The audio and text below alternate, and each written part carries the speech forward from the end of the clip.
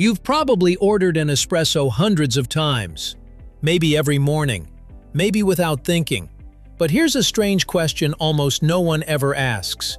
Do you actually know what espresso means? Most people assume the answer is obvious. It's fast. It's strong. It's just a small, powerful coffee. But none of those answers are truly correct. In fact, the word espresso doesn't mean what most of us think it does. And the real meaning has very little to do with speed or strength.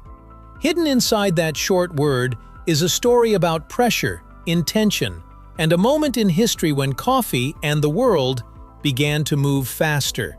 So today, let's uncover the quiet secret behind a drink you've known for years, but may have never really understood. Why do we call it espresso? Hi friends, I'm Frank. Welcome you to Secrets of Simple Things.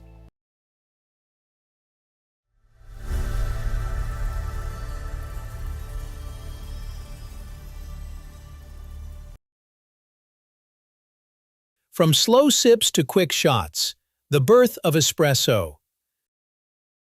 To understand why espresso earned its name, we have to step back into 19th century Europe, when the rhythm of daily life moved at a slower, almost atmospheric pace.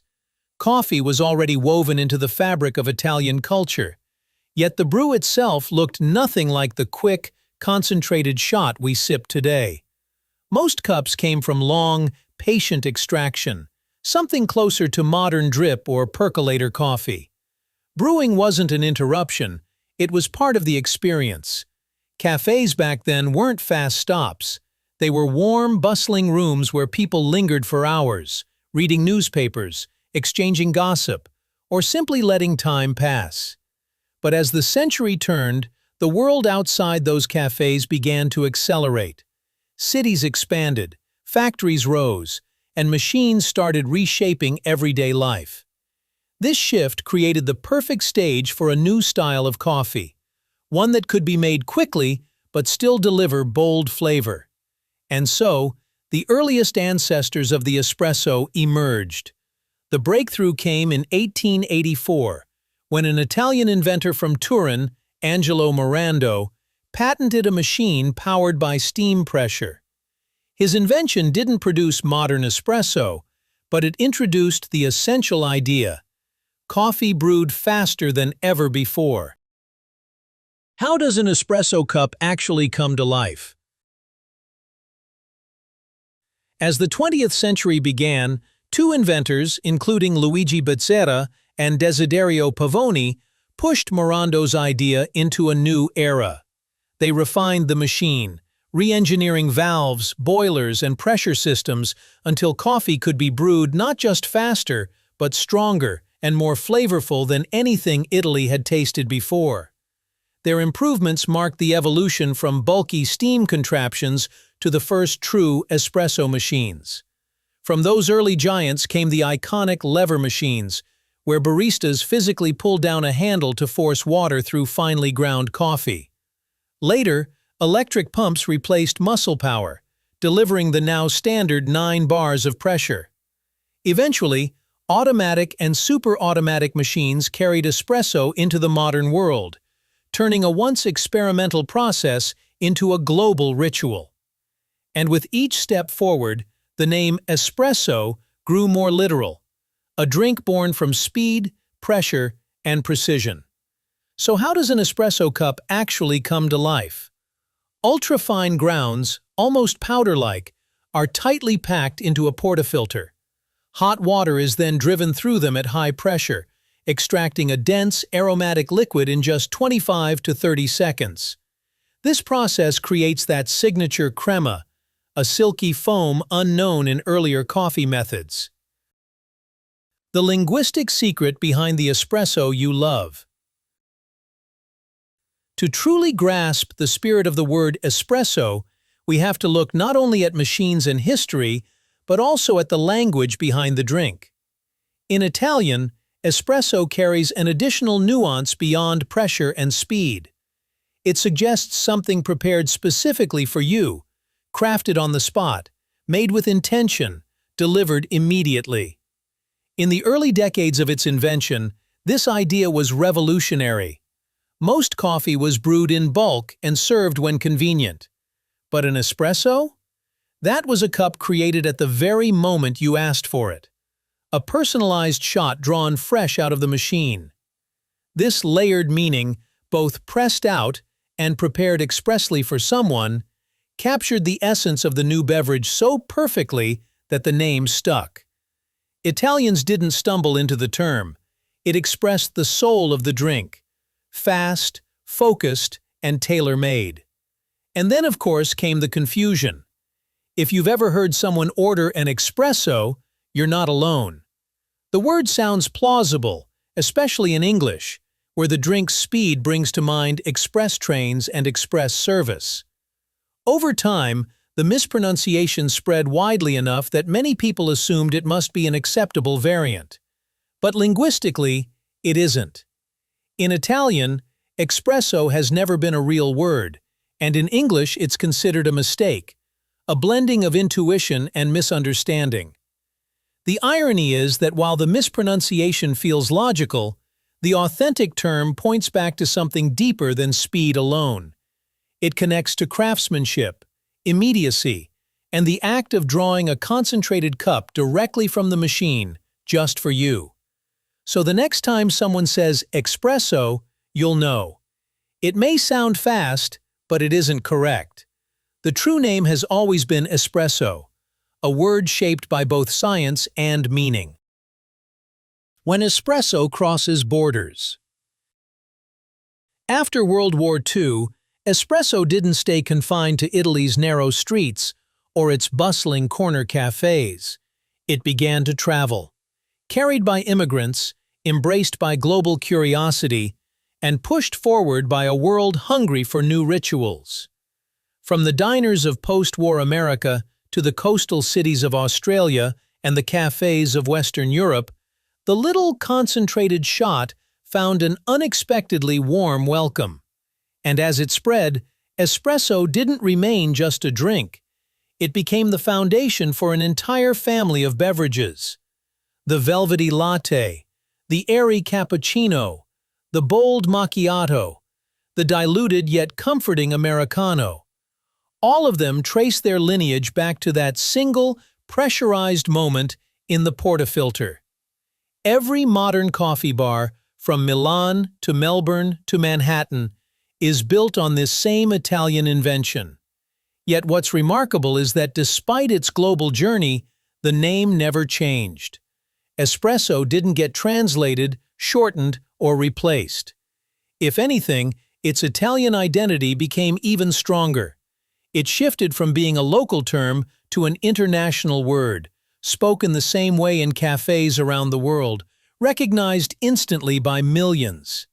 In crossing borders, espresso didn't lose its soul. It turned into a global language of coffee. The myths we sip without realizing. For a drink so small, espresso carries a surprising amount of misunderstanding. One of the most persistent myths is the idea that espresso simply means express, fast, rushed, made in a flash. It's an appealing thought, and it captures part of the coffee's spirit. But it's not where the name truly comes from. The origin lies in Italian, where the term refers to being pressed out under pressure, not merely served quickly. Speed is a byproduct, not the definition. Another common belief is that espresso refers to any coffee that tastes strong or bitter. But strength isn't what defines it. Espresso is a brewing method, not a flavor category. It's the result of hot water forced through ultra-fine grounds at high pressure, a technical, precise, almost mechanical process. You can make a weak espresso. You can make a strong filter coffee. Strength is subjective. Technique is not. There's also a linguistic quirk that complicates things further. In English, the similarity between espresso and express creates the illusion that the two must be connected. And while the association was born from a misunderstanding, many people embraced it because it felt intuitively correct. Espresso is fast. It is efficient. So the false meaning survived because it wasn't entirely wrong in spirit, just inaccurate in origin. Yet once we peel back the layers, we discover a simple truth. Espresso is defined not by how fast it arrives or how strong it tastes, but by the pressurized method that gave the drink and the word its life. The heart of espresso: pressure, express, and a century of tradition. Behind all the history, the machines, the myths, and the linguistic tangles, espresso is ultimately a balance, a perfect intersection where engineering meets culture. It is the union of pressure, the physical force that extracts flavor; speed, the modern world's demand for efficiency; personalization, the idea that your cup is made fresh for no one but you; and Italian tradition, a heritage of craftsmanship and ritual that shaped the drink long before it went global. The name espresso has endured for more than a century because it captures every one of these layers at once. It describes the method, water pressed through coffee. It describes the experience, a shot prepared specifically for the person standing at the counter. And it carries the rhythm of Italian culture, where a simple cup can be both a moment of pause and a burst of energy. Even today, in cafes across continents, the word remains unchanged. It hasn't faded, mutated, or been replaced. It survived globalization not because it was protected, but because it was perfect for the thing it named. Espresso is pressure. Espresso is intention. Espresso is immediacy. And nowhere in the world is there a better single word for it. Sometimes, the smallest names are the ones packed with the most meaning. Tiny stories tucked inside a word you speak every morning, without ever realizing the history it holds. So you can discover espresso sits at the crossroads of everything that makes coffee magical. The pressure that extracts its intensity, the speed that suits our modern rhythm, the personalization of a cup made just for you, and the unmistakable spirit of Italian tradition. Its name has survived for over a century because it captures both the method and the moment. A drink pressed out with purpose, delivered in an instant, crafted with intention. Sometimes the simplest names carry the biggest stories, tucked inside a single word you repeat every morning without thinking. Thanks for watching, and don't forget drop a suggestion. Which coffee word should we explore next? Latte, macchiato, or Americano? Comment below, and your idea might inspire the next episode. And if you enjoyed this little journey into the hidden world behind everyday things, make sure to like and subscribe Secrets of Simple Things. There are countless simple stories still waiting to be uncovered. Our team uses publicly available online sources and AI-assisted research tools to create this video.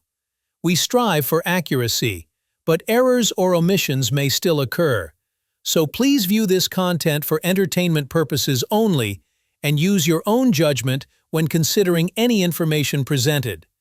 Nothing here is intended as professional, legal, medical, financial, or safety advice, nor as encouragement for risky or illegal actions.